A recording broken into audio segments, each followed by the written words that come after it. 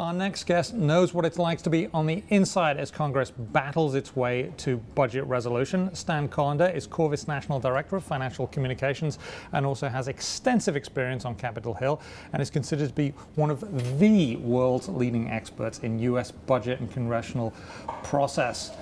Additionally, he's also one of only a handful of people who work for both the House and the Senate budget committees. He's worked in with three U.S. representatives on the House Budget and Ways and Means committees. And it's a pleasure to have you with us. That's a lot of credentials. You've been there when these sort of things are being worked out. How is this time different from other shutdowns? Shutdowns are not unknown. It's like rain, right? It happens, right? Well, the last one though was 17 years ago, so I do remember that, and we did survive that quite well. We did, but if you remember, Republicans took it on the chin politically, and that was the beginning of the end of Speaker Gingrich's speakership. So the country survived, although there was lower economic activity the equivalent of about $3 billion today from what was done then. What's different now is it's not clear who can negotiate with whom and cut a deal. The president can't really negotiate for Democrats because he can't just, unlike Bill Clinton was able to do, say this is what we're going to do and have the Democrats blindly follow him. And John Boehner definitely can't do that with the Republican caucus in the House. He's already been slapped down and slapped around very hard the last couple of weeks on these same budget issues. So it's not clear even who could negotiate for whom and what would be acceptable to anybody. Plus, 95 and 96 was purely about the budget. This is not about the budget. This is about health care. So it's a very different dynamic. Let's have a listen to some of the bickering that went well into the night last night. These people who are elected to represent the country are representing the Tea Party, the anarchists of the country, and the majority of the Republicans in the House are following every step of the way. This is an unnecessary blow to America. We think there ought to be basic fairness for all Americans under Obamacare. That was the bickering that went into the night last night. And Stan, you've written about how this isn't just really one party. There's been role reversal here. Explain. Well, look, this is the most interesting, maybe ironic thing. All year long, House and Senate have both passed budgets, and the Democrats have been trying to get the Republicans to go to conference, and the Republicans have stood in the way. Now the Republicans are trying to go to conference on the continuing resolution, an aspect of the budget, and the Democrats are standing in the way.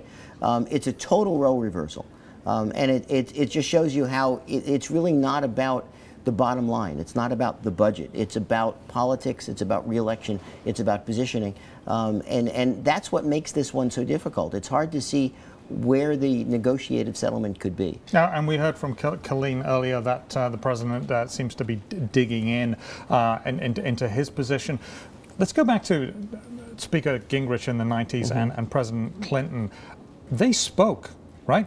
That is a big difference too. Although, if you remember, one of the things that turned it around for Bill Clinton was when Newt Gingrich complained that whined, according to the New York Daily News, that the president wasn't talking to him enough. It was on an Air Force One flight.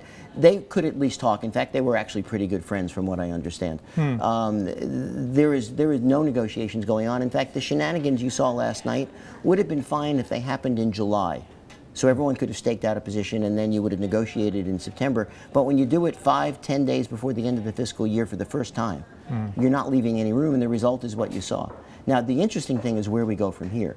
My guess is the shutdown is going to be in place for at least a week, maybe longer, because that's what will change the politics. When the average person at home starts to feel the pain, when they can't get into a national park, when their calls aren't being answered at the Veterans Administration, when they can't get a visa, when contractors can't get paid. How damaging will that be to either side? Well, both sides are going to take a hit on it. I suspect, given the polling that came out this morning that showed right now Republicans get a little bit worse than others, that it may push some of the Republican moderates who voted with the majority yesterday, voted with the Speaker, to go back to the Speaker and say, look, we can't continue to do this. We're getting hurt pretty badly at home in the polls and with our voters. You gotta, if you don't work with us, we're going to work with the Democrats. Back in the 80s, and I realize this is going back a bit, President Reagan and Tip O'Neill had to talk to get budgets resolved. How is that different from now? Well, again, they were in a position, they could command their respective parties. They were much stronger leaders than the president and the speaker are right now. And of course, Mitch McConnell, who's running for re-election and has a Tea Party challenger, doesn't seem to be able to lead his folks. Think of the Ted Cruz, Mike Lee situation. Tip O'Neill and Ronald Reagan were old pals, could sit in a room and work out a deal and could be sure that their caucuses would follow them. That's simply not the case this time. You've got one-party districts. 90% of all congressional districts are one party where the primary is the most important election, not the general. So you've got people who don't need to broaden their appeal by compromising. They need to narrow their appeal by appealing to their base of supporters. So one of the things that I've heard about Washington is that the president is sort of aloof and hasn't really built relationships with the congressional leaders, whereas Joe Biden has. We haven't heard anything from Joe Biden. No, nothing at all. And I mean, should he be motoring on down and talking to these guys? Because people seem to like him. Both sides seem to respect him, and he seems to be able to get stuff done. Well, he does things or gets stuff done in your terms when the president says, "Joe, get up there and represent us." Right? Okay. And it's clearly an He doesn't freelance. He does on some things, clearly not on this. Okay. Right? He's been as AWOL on this, or as absent, as Paul Ryan has been on the Republican side. You would have thought that he would have been the right person negotiating for the Republicans with the credibility he has with the Tea Party. He's been nowhere to be found.